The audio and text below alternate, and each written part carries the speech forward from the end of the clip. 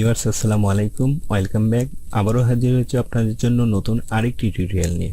আজকের টিউটোরিয়ালে আমি আপনাদেরকে দেখাবো যে কিভাবে আমরা মাইক্রোসফট ওয়ার্ড ডকুমেন্ট ব্যবহার করে যে কোনো প্রকার প্রশ্নপত্র তৈরি করতে পারি।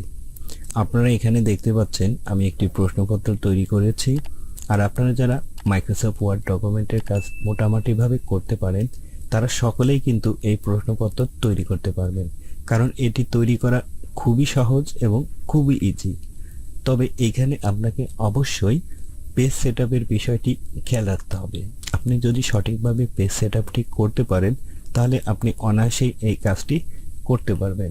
তো বন্ধুরা, আজকের ভিডিওতে সেই বিষয়টি আপনাদেরকে সম্পূর্ণ ক্লিয়ার করে দেব যে কিভাবে আপনারা পেজ সেটআপটি করবেন এবং কিভাবে খুব সহজে একটি প্রশ্নপত্র তৈরি করবেন। আর আপনি যদি আজকের এই ভিডিওটি সম্পূর্ণ দেখেন তাহলে আজকের পর থেকে প্রশ্নপত্র তৈরির ব্যাপারে কোনো ধরনের কনফিউশন থাকবে না।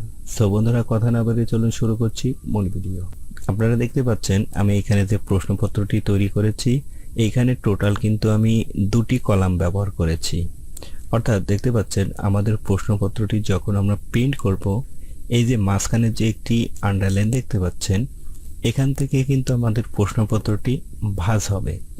ভাঁজ হলে আমাদের কি হবে, এইটি হবে আমাদের প্রথম পেজ, এটি হবে হচ্ছে দ্বিতীয় পেজ, এটি তৃতীয় পেজ এবং এইটি কিন্তু হবে চতুর্থ পেজ। এখানে কিন্তু আমাদের টোটাল একটি পেজে রয়েছে। যখন আমরা প্রিন্ট আউট করব তখন আমরা এই পেজটিকে কি করব, এই দিকে আমরা কি করব, ফোল্ড করে দেব। ফোল্ড করে দিলেই কিন্তু এইখান দিয়ে আমাদের ভাঁজটি পড়বে এবং আমাদের এটি প্রথম পেজ হয়ে যাবে, এটি দ্বিতীয় পেজ হবে, তৃতীয় পেজ এবং এটি হবে চতুর্থ পেজ। তো বন্ধুরা, আমি আপনাদেরকে বিষয়টি একেবারে ক্লিয়ার করে দিচ্ছি। আমি একটি ব্ল্যাঙ্ক ডকুমেন্ট এখানে ওপেন করে নিচ্ছি। এখন এখান থেকে আমাদের প্রথমে কি করতে হবে, পেজ সেটআপটি ঠিক করে নিতে হবে। এর জন্য আমরা চলে যাব হচ্ছে পেজ লেআউটে। এখান থেকে প্রথমে যে মার্জিন অপশন দেখতে পাচ্ছেন এখান থেকে আমরা ন্যারো মার্জিন ব্যবহার করব এবং ওরিয়েন্টেশন থেকে অবশ্যই আমরা ল্যান্ডস্কেপ মোড ব্যবহার করব। কারণ আমরা যদি পোর্ট্রেটটি ব্যবহার করি তাহলে কিন্তু আমাদের পেজটি এখান থেকে আমরা ভাঁজ করতে পারবো না। আমি বিষয়টি আরেকটু ক্লিয়ার করে দিচ্ছি। সো দেখতে পাচ্ছেন এইখানে কিন্তু আমাদের পেজটি মাঝখান থেকে ভাঁজ হচ্ছে। আপনি যদি এখান থেকে ওরিয়েন্টেশন থেকে যদি পোর্ট্রেট ব্যবহার করেন তাহলে কিন্তু আপনি পেজটি ভাঁজ করতে পারবেন না। সো এর জন্য আমরা অবশ্যই এখান থেকে ল্যান্ডস্কেপ মোডটি সিলেক্ট করব। আর এখানে যে দেখতে পাচ্ছেন সাইজ, এখান থেকে A4 সাইজ ব্যবহার করব। এরপর যে অপশনটি, এটি খুবই গুরুত্বপূর্ণ, কলামস। আপনাকে অবশ্যই এখানে 2 কলামস ব্যবহার করতে হবে। যখনই আমরা এখানে 2 কলাম সিলেক্ট করে দেব তাহলে কিন্তু আমাদের এই পেজটি দুটি ভাগে বিভক্ত হয়ে যাবে।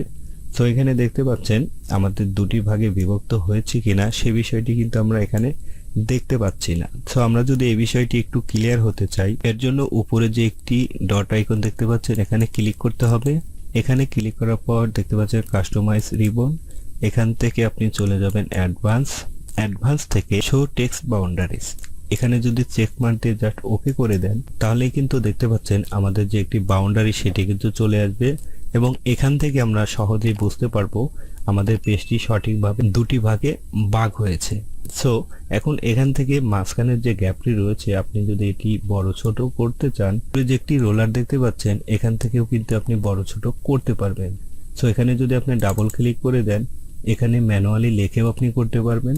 তাছাড়া আপনি যদি এটিকে ধরে এখান থেকে এই দিকে টেনে নেন তাহলেও কিন্তু এটি বড় হয়ে যাবে। সুতরাং আপনার যতটুকু স্পেস প্রয়োজন আপনি সেটি ব্যবহার করতে পারবেন। আপনার যদি এই রোলারটি না শো করে এখান থেকে আপনি চলে যাবেন হচ্ছে ভিউ থেকে রোলারের যে চেক মার্ক দেখতে পাচ্ছেন এটি আপনাকে দিয়ে দিতে হবে। সো দেখতে পাচ্ছেন এখানে যদি আমি চেক মার্ক দেই তাহলে কিন্তু এটি চলে আসবে, আর যদি চেক মার্ক আনচেক করে দেই তাহলে কিন্তু সেটি চলে যাবে। সো আমরা এখান থেকে চেক মার্ক দিয়ে দেব।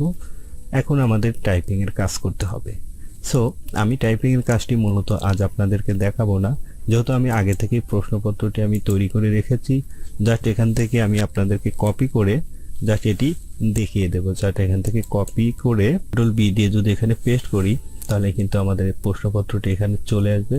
এখন এখান থেকে একটি বিষয় আরেকটু খেয়াল রাখতে হবে। এখন এখানে দেখতে পাচ্ছেন আমাদের টোটাল কিন্তু 4টি কলাম শো করছে। আমি বিষয়টি আপনাদেরকে একটু জুম আউট করে ক্লিয়ার করে দেখাচ্ছি। দেখতে পাচ্ছেন এখানে কিন্তু টোটাল 4টি কলাম রয়েছে, 1 2 3 4। আপনি যদি এখানে 4টি কলাম দেখেন কিন্তু আমাদের টোটাল পেজ কিন্তু রয়েছে 2টি। এই একটি পেজ এবং এই একটি পেজ, এই দুটি কলাম মিলে টোটাল আমাদের কিন্তু একটি পেজ, এবং এই দুটি কলাম নিয়ে কিন্তু আমাদের একটি পেজ। আমরা যখন এটিকে প্রিন্ট করব তখন এইটি হবে আমাদের ফ্রন্ট পার্ট এবং এইটি হবে ব্যাক। তাহলে কিন্তু আমরা একটা পৃষ্ঠের মধ্যেই এটি প্রিন্ট করতে পারবো। তার মানে ফ্রন্ট পার্ট এবং ব্যাক পার্টেই কিন্তু আমরা প্রিন্ট করব, এবং মাঝখান দিয়ে আমরা যখন ফোল্ড করে দেব তাহলে কিন্তু একটি 4 পৃষ্ঠার কিন্তু একটি প্রশ্নপত্র তৈরি হয়ে যাবে। আশা করি বিষয়টি বুঝতে পেরেছেন। এখানে আরেকটি বিষয় কনফিউশন হতে পারে আপনাদের, এই যে বাউন্ডারি যে দেখতে পাচ্ছেন, যে বাউন্ডারিগুলো শো করছে, আমরা যখন এটিকে প্রিন্ট আউট করব তখন কিন্তু আমাদের প্রিন্টে এই অপশনগুলো আসবে না। শুধুমাত্র আমরা যে মাঝখান দিয়ে যে একটি ব্যবহার করেছি জাস্ট এইটিই কিন্তু শো করবে। সো আমি আপনাদেরকে একটু ক্লিয়ার করে দেই। জাস্ট আমি যদি এখন কন্ট্রোল পি বাটনে প্রেস করি তাহলে কিন্তু দেখা যাচ্ছে আমরা প্রিন্ট আউট মোডে চলে আসব। দেখতে পাচ্ছেন আমরা মাঝখান দিয়ে যে একটি শেপ ব্যবহার করেছি সেটি কিন্তু এখানে শো করছে। সো আমরা যদি এই শেপটি না ব্যবহার করতে চাই সেটিও কিন্তু আমরা করতে পারবো। সো আমরা যদি এখান থেকে জাস্ট আমরা এই শেপটি এখান থেকে তুলে দেই, জাস্ট এটাকে ক্লিক করে আমরা যদি ব্যাক বাটন প্রেস করি তাহলে কিন্তু আমাদের এই শেপটি চলে যাবে। সো দেখতে পাচ্ছেন। আর যদি আপনি এখানে কোনো শেপ ব্যবহার করতে চান, অর্থাৎ কোনো আন্ডারলাইন ব্যবহার করতে চান, জাস্ট এখান থেকে আপনি চলে যাবেন হচ্ছে ইনসার্ট থেকে শেপ, এখান থেকে দেখতে পাচ্ছেন লাইন।